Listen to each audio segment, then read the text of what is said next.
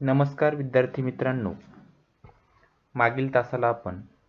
औद्योगिक अर्थशास्त्र म्हणजे काय आणि औद्योगिक अर्थशास्त्राचा अर्थ, व्याख्या, औद्योगिक अर्थशास्त्राचं स्वरूप आणि त्या अगोदर औद्योगिक अर्थशास्त्राचा उदय कसा झाला या घटकाचा अभ्यास केलेला आहे. आज आपण पुन्हा एकदा औद्योगिक अर्थशास्त्राचा अर्थ आणि व्याख्या आणि या औद्योगिक अर्थशास्त्राची जी व्याप्ती आहे किंवा औद्योगिक अर्थशास्त्राचा जो अभ्यास विषय आहे त्या अभ्यास विषयाचा अभ्यास करणार आहोत. आता व्याप्ती किंवा अभ्यास विषय म्हणजे या शास्त्रामध्ये प्रामुख्याने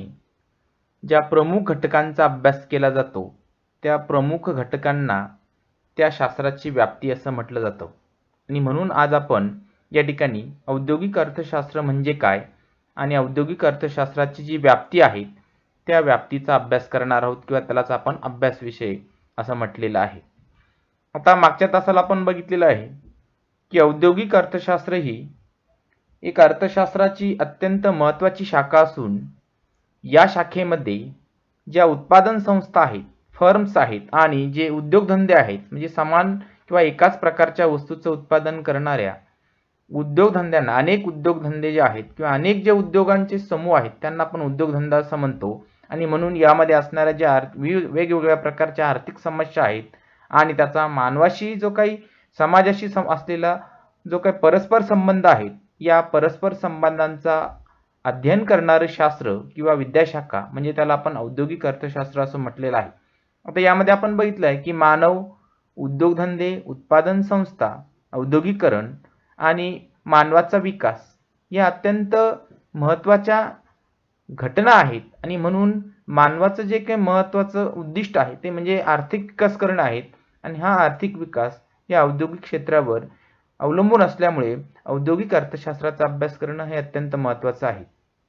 म्हणून औद्योगिक अर्थशास्त्राची व्याख्या करताना असं म्हटलेलं आहे की औद्योगिक अर्थशास्त्र ही अर्थशास्त्राची एक अत्यंत महत्त्वाची अशी उपयोजित शाखा असून ज्यात उत्पादन संस्था, फर्म्स आणि उद्योगधंदे, इंडस्ट्रीज यामधील ज्या विविध प्रकारच्या आर्थिक समस्या आहेत, मग त्यामध्ये कोणत्या वस्तूचं उत्पादन करावं, किती प्रमाणात करावं, कसं करावं, कुठे करावं, कच्च्या मालाचा किती प्रमाणात वापर करावा, कोणत्या उत्पादन तंत्राचा अवलंब करावा,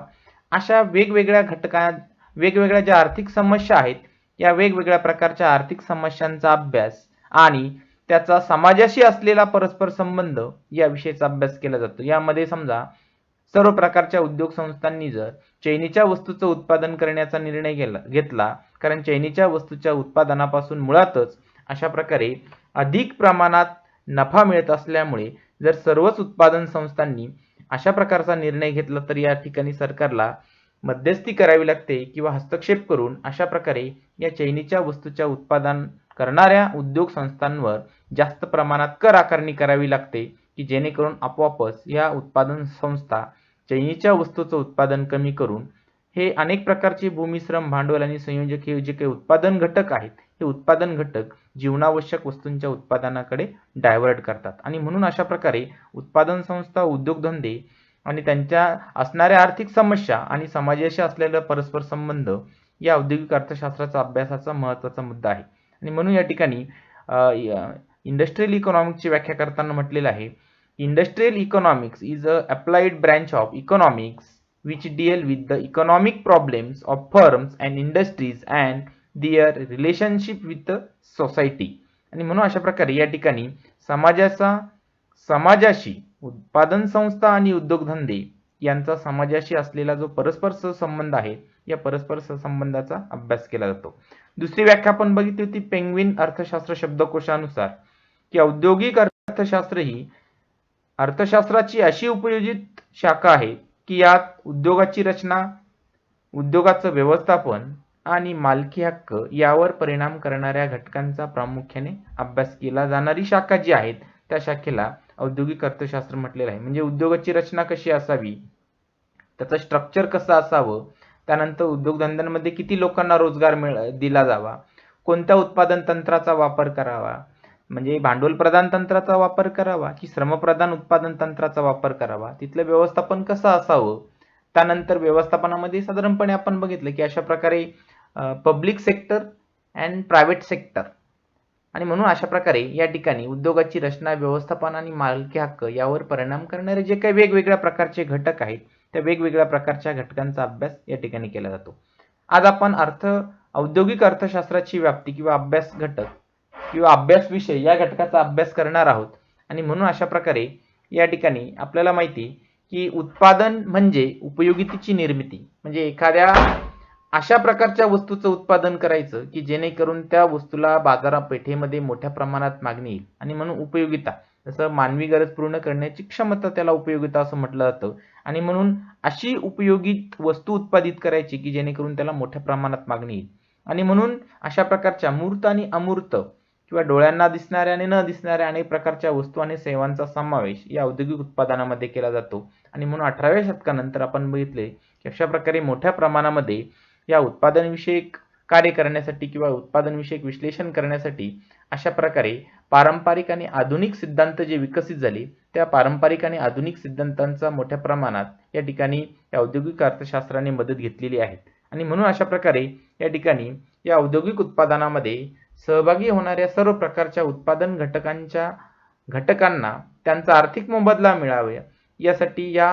शाखेचा किंवा प्रामुख्याने या विद्याशाखेचा अभ्यास केला जातो. यामध्ये प्रामुख्याने भूमी असेल, श्रम असेल, भांडवल असेल किंवा संयोजक असेल आणि व्यवस्थापन असेल, या 5 प्रमुख घटकांचा जो मोबदला आहे, म्हणजे भूमीच्या मालकाला खंड कसा मिळावा,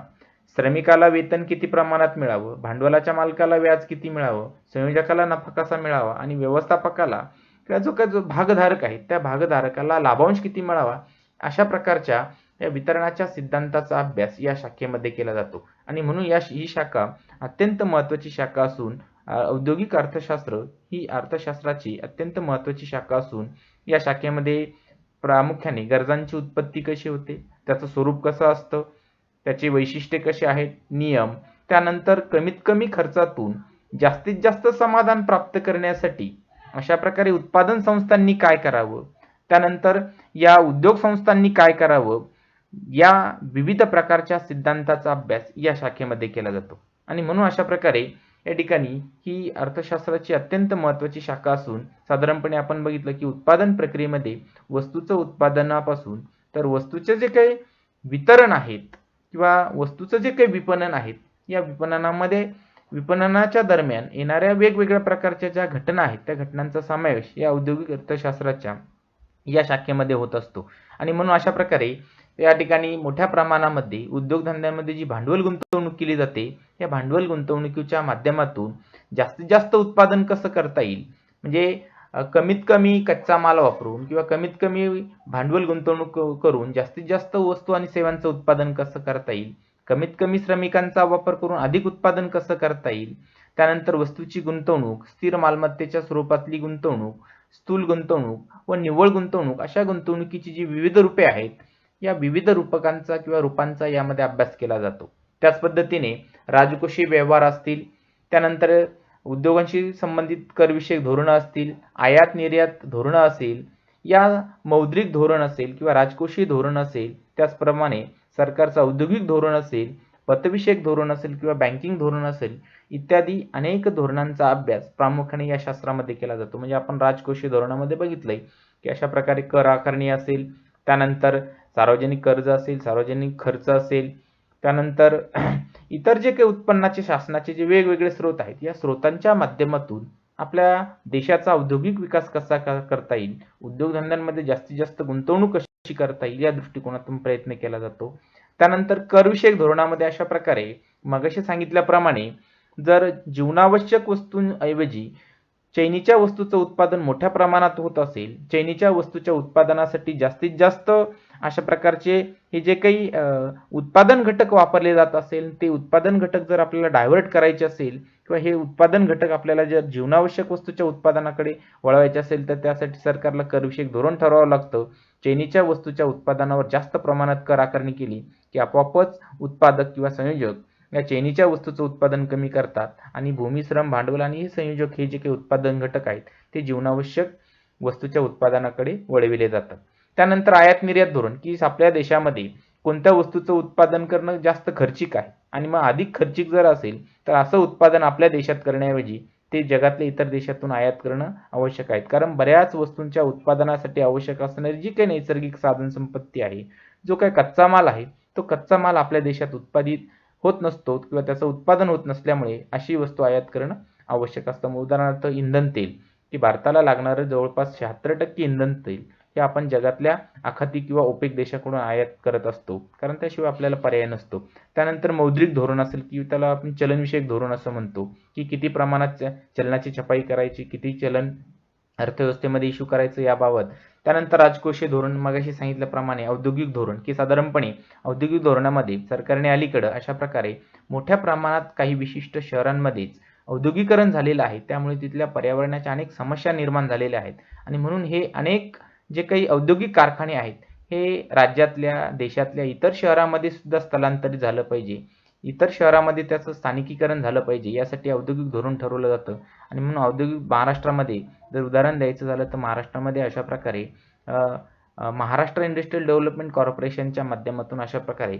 अनेक समजा मुंबई शहराचा विकास झाला, नंतर पुणे, नाशिक, औरंगाबाद, नागपूर, अशा प्रकारे काही प्रमाणात कोल्हापूर, अशा अनेक शहरांमध्ये या MIDCच्या माध्यमातून उद्योगांचं जाळं निर्माण केलेलं आहे, त्याला आपण औद्योगिक धोरण असं म्हणतो. त्यानंतर पतविषयक धोरण, बँकविषयक धोरण, की साधारणपणे या वेगवेगळ्या प्रकारच्या औद्योगिक कारखान्यांना किंवा उद्योगधंद्यांना अशा प्रकारे बँकिंग क्षेत्राकडून जास्तीत जास्त कर्ज पुरवठा कसा करावा या दृष्टिकोनातून विचार केला जातो आणि अशा प्रकारच्या या घटकांचा अभ्यास या शास्त्रामध्ये केला जातो. आता आपल्याला पुढचा घटक घ्यायचा आहे तो म्हणजे औद्योगिक अर्थशास्त्राची व्याप्ती, की अशा प्रकारे औद्योगिक अर्थशास्त्रामध्ये पुढील घटकांचा प्रामुख्याने अभ्यास केला जातो. यामध्ये पहिला आहे उत्पादन संस्थेच्या सिद्धांतांचा अभ्यास, की आपल्याला इथे शिकायचं आहे की उत्पादन संस्थांनी कोणत्या उत्पादन सिद्धांतांचा किंवा उत्पादन संस्थेच्या सिद्धांताचा जर अभ्यास केला तर त्यातून काय होणार आहे, अशा प्रकारे मोठ्या प्रमाणामध्ये या उद्योजकांना त्या सिद्धांताच्या माध्यमातून वस्तूचं उत्पादन करणं शक्य होणार आहे आणि त्याच्या माध्यमातून आपोआपच देशाचा विकास होणार आहे. म्हणून यामध्ये आपण बघितलं की उत्पादन संस्थेच्या सिद्धांतामध्ये अनेक जे काही सिद्धांत आहेत, की साधारणपणे महत्तम जास्तीत जास्त उत्पादन करण्यासाठी काय करावं किंवा वस्तूचा उत्पादन खर्च कमी करण्यासाठी कोणत्या उत्पादन संस्थेच्या सिद्धांतांचा किंवा उत्पादनाच्या सिद्धांताचा अभ्यास करावा, यामध्ये या घटकाचा अभ्यास केला जातो. आणि म्हणून अशा प्रकारे या ठिकाणी मोठ्या प्रमाणामध्ये ह्या उत्पादन संस्थांच्या सिद्धांतांचा अभ्यास यामध्ये केला जातो. त्यानंतर